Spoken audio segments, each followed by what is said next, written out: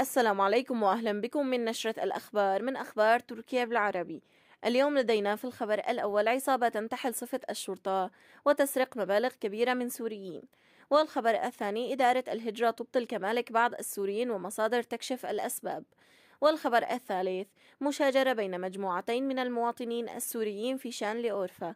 ولكن قبل البدء في هذا الفيديو لا تنسوا الاشتراك في القناة والإعجاب بالفيديو ليصلكم كل جديد. بحسب موقع مليات وقعت الحادثة بتاريخ 14 من أيلول من العام الماضي، حيث أرسل السوري سفيان الأحمد 6 من موظفيه برفقتهم 6 حقائب ظهر إلى مكتب للصرافة من أجل جلب أموال من هناك. وأشارت الصحيفة أوقفتهم حافلة صغيرة مزودة بعلامات ضوئية كالتي تستخدمها الشرطة، ومن ثم اعتقلوا السوريين ال6 برفقة حقائبهم التي تحتوي على الأموال، وأجبروهم على الصعود إلى حافلتهم، ومن ثم أخذوا أموالهم وهواتفهم المحمولة وابتعدوا عن المكان. ولدينا في الخبر الثاني إدارة الهجرة تبطل كمالك بعض السوريين ومصادر تكشف الأسباب.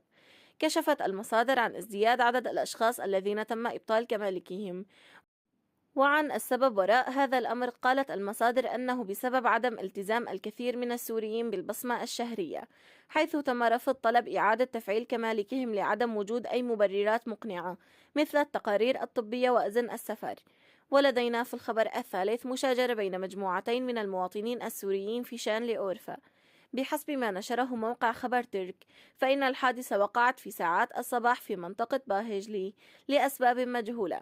اندلع خلاف بين المجموعتين السوريتين، بدأ الطرفان في مهاجمة بعضهما البعض بالركلات واللكمات في وقت قصير. وبهكذا نكون قد انهينا أخبارنا اليوم. شكرا لكم على حسن الاستماع ودمتم بخير.